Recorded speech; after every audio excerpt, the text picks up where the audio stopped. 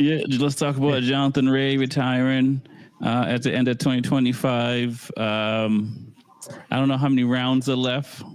He probably should have maybe announced it a little bit sooner to maybe have a farewell party. Maybe he kind of want to fade to the black, like some of these other riders. What are your thoughts on, what Jonathan Ray has done for the sport? 6 world titles. I mean, 6 world titles. What are your thoughts, TJ?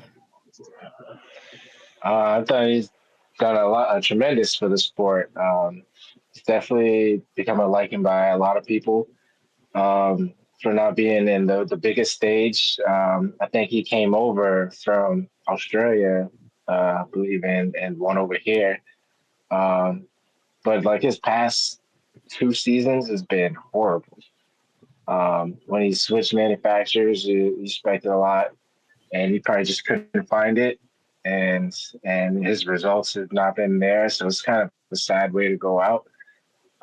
But I think he deserved a much longer, farewell instead of like announcing it now. But from my time of watching, I didn't really get to see the best of Jonathan Ray in all the battles, but I'm sure I'm gonna dig in and watch more history on him. But from what I can see, he's definitely an icon. Yeah, I mean it's sad to see him go, but there's one competitor that is undefeated in the history of all the athletics, and that's age and time. You're never gonna beat time, man. Father Time is undefeated. He's like 17 trillion and old. Father Time and the internet, the two things you can never defeat. And to be honest with you, I mean, Jonathan Ray, Kawasaki took a big downturn in 2021. And his last championship happened to be with Kawasaki in 2020. And it kind of just showed that, as good as a rider he was, if you don't have a great bike to work with you, you're only as good as the equipment that you're working with. So he struggled with Kawasaki for a few years. And, then he thought that he could find a place in Yamaha because he saw that Top Rack had good results in Yamaha. And then when he got to Yamaha, he realized again, Top Rack had good results because it's Top Rack, not because it's Yamaha. Johnny, he did get hurt too. You don't think that played? No, and he's had a couple of injuries. Yeah, for sure. He was out for a grip when he got hurt at the beginning with Yamaha. Mm-hmm. I think that played any part in it. And also for those that know, and I think you had mentioned this to us first on the show, he did race in MotoGP in 2012 twice. He had 2 races and finished top 10 in both races on a Honda. Yeah, 17 points. Yep. I think he was finished 6th and 8th or 7th and 9th, something like that. But he did have 2 top 10 finishes, filling in for, I think it was Casey Stoner. Okay. Yep. So he did get the opportunity to race in MotoGP, and he did very well. But in a time when MotoGP bikes aren't the rolling technological marvels that they are now and have 17,000 buttons, they had a lot less buttons. They had a lot of throttle and brake. Right. And, that he could definitely do. He could throttle and brake. It's going to be sad to see him go, but I think he probably should have thought this out last year and just announced that this was his last year and kind of did a long farewell tour.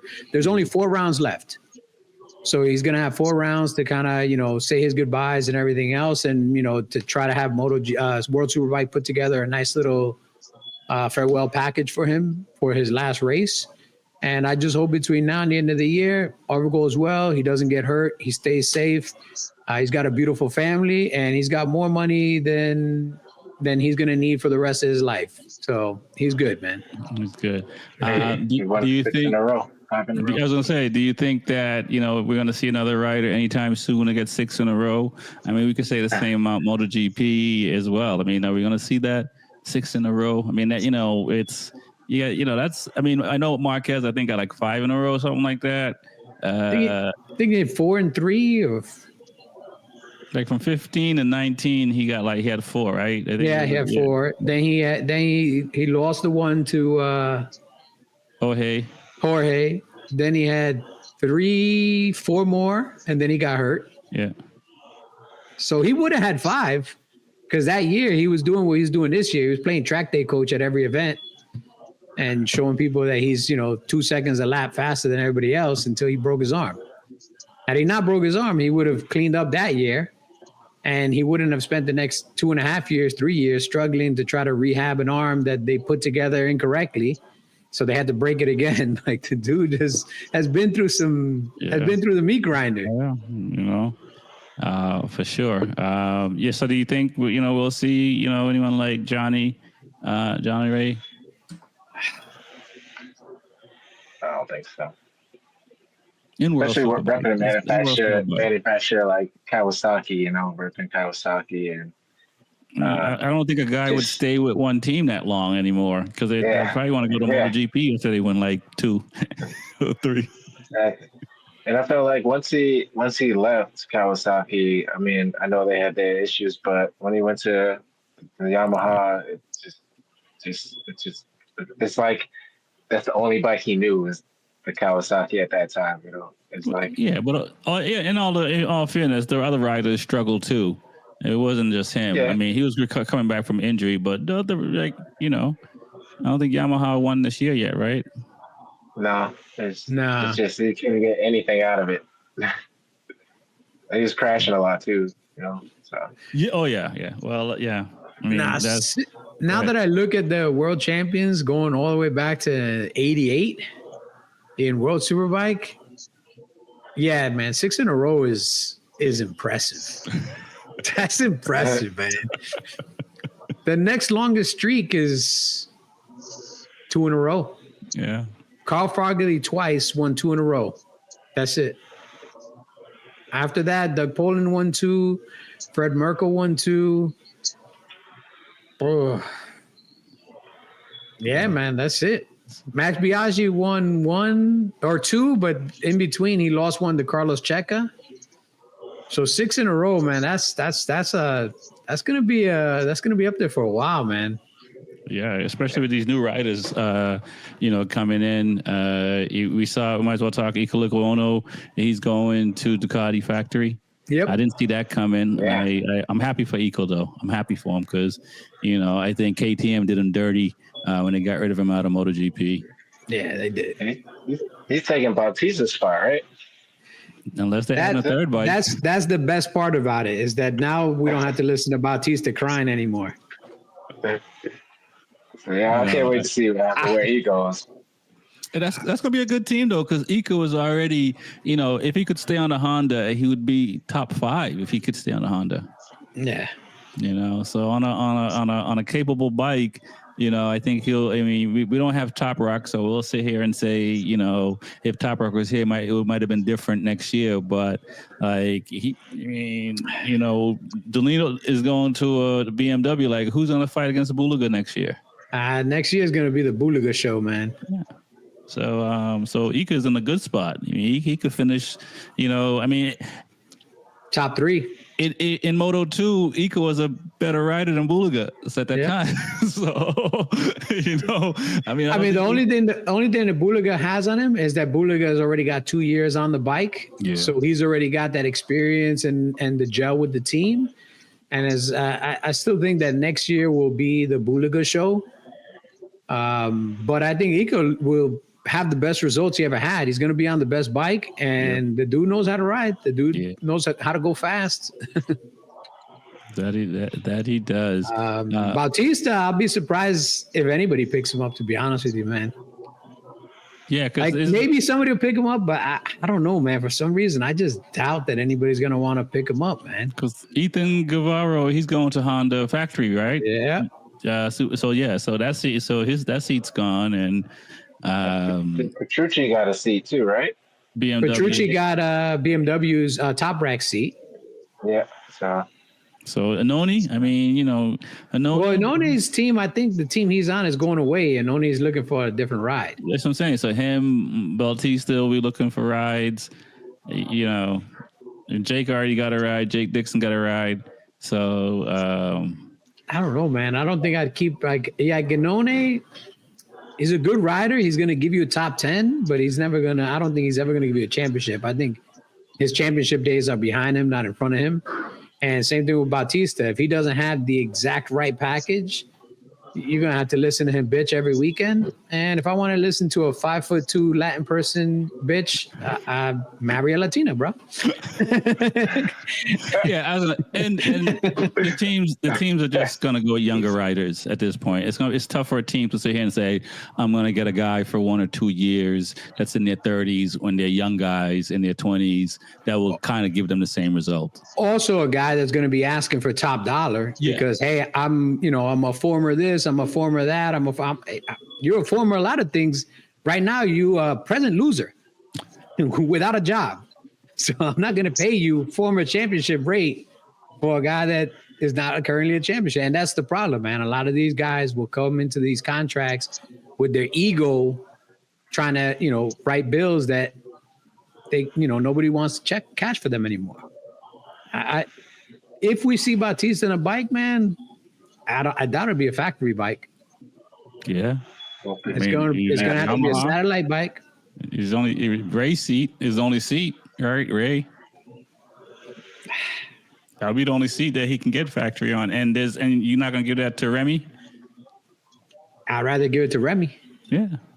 Rather give it to Remy. I'd rather give it to, I can name 6 other young guys that I'd rather give that bike to than Bautista, man. Yeah. Because that bike requires a certain kind of rider to make it go fast. When you have to compete against the Ducati and you have to compete against the Aprilia and you're down on horsepower, the Yamaha requires a certain kind of rider that can really squeeze it out. And Bautista's not that rider, man. Bautista needs a fast bike to go fast. The Yamaha is not a fast bike. What about the times when Bautista was winning the championship? I mean, was it because him being light and no weight added and like? Well, if you think about, so when he first went to Ducati, that very first season, I think they won the first 6 or 7 or 8 races in a row. Mm-hmm. And because of that, there's a rule that kicks in that reduces your RPMs by like 500 RPM or something like that at the top end to try to keep you from running away with it. And once they reduced the RPM, all of a sudden Bautista became the crash truck's #1 customer. He couldn't keep the bike with the rubber side down to save his life. And after that year, he didn't even last that year. After that year, he left and went to Honda. Yeah, he went to Honda and then Redding came. And Redding came to Ducati. Did 2 years with Ducati. And Honda couldn't, and Bautista couldn't do anything with that Honda. Because now you're on a bike that is even slower, doesn't have the power, can't make up for it, blah, blah, blah. Then he went back to Ducati and he won his championship. Ships, back to back. And then all of a sudden they were like, a lot of these riders were complaining, especially the bigger riders, like, hey, you know what? I don't play basketball because I wasn't born 6'7". I'm not going to go play basketball and be like, yo, everybody here needs to play on their knees to make it equal for me. I know the sport I went into, it's a sport for 6'2" guys. I'm not that guy. I could be the Spud Webb of the team, but I'm not going to be the Dominique Wilkins of the team. I was born that way. It just happens to be that some motorcycle racers are these tiny little horse jockeys. But when you got guys that are even like 5'7" that are starving themselves to try to get down to 130 pounds just to get an extra horsepower, you gotta find that competitive balance between the bike, the rider, and these other riders. We can't just have all horse jockeys when there's other talented guys, and we can't ask these talented guys to be supermodel, waif models, and purge and not feed themselves and starve themselves to death to try to get an extra horsepower by losing an extra 3 kilos, 2 kilos, whatever it is. So they added ballast to the bike. They came up with this thing, and Ducati fought it for a while. Like, this isn't a new thing. Ducati fought this minimum bike rider weight limitation for a while. And when they finally put it into play, what happened? Now Bautista's complaining, oh, it's not even for me. It's not fair for me. It's hard for me to turn the bike, to stop the bike because I have this extra ballast and blah, blah, blah, blah, blah.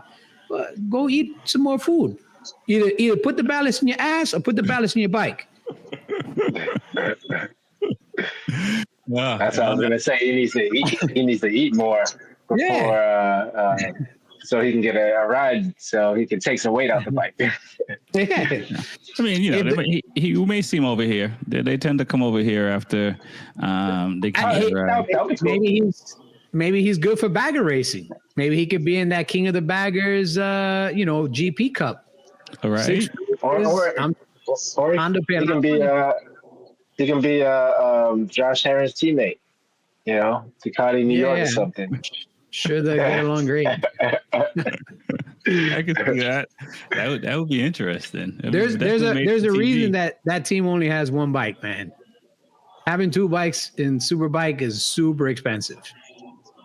Like you talk to any of the Superbike teams that are riding a two-rider team, it's really expensive, man. And then you get a guy like Bautista, he's not gonna want to come to the US for $350,000 to ride on our Man, you're shitty 40. tracks. You're 40. It's almost over. You better come on over. I might be 40, but I'm 40 with all these World Superbike wins, MotoGP champion, Moto 125, 250. I might be 40, but I come with a lot of cachet. You guys brought Pecco. I mean, what you brought Loris Baz here, who doesn't have the accolades. He doesn't have the resume that Bautista has. You brought who else did they bring here? Petrucci, who doesn't have the resume that Bautista has. Like you guys have brought a lot of the guys here don't have the resume that Bautista has. I have the resume. What's his last Javier name? Vieira. I mean, Javier did wipe the Flores. floor with the Super Sport class. Yeah. He cleaned the floor with the Super Sport class. I ain't gonna lie. Flores. They put him up there against 17-year-olds. He destroyed them. That wasn't even fair, bro. What's his name? I'm drawing a blank, but Bradley he rode Smith the is here Suzuki. now. But he's Bradley Smith, I think he's done for the season. I think he I think he got hurt, broke right? like 3 ribs or 4 ribs. Like, he got hurt when that bike. That's a 700-pound bike rolling over top of you. That's gonna hurt, man. I mean, I listen, think he broke like 3 or 4 ribs. He used to get hurt a lot in MotoGP too, man. Yeah, Like, yeah. Bradley, like he was fast or he was hurt. Yeah, man. So, I still don't want to get run over by a bagger, yo. Tech 3 Yamaha days. I'll take a Twins Cup bike, but I don't want a bagger. Yeah, I hear that.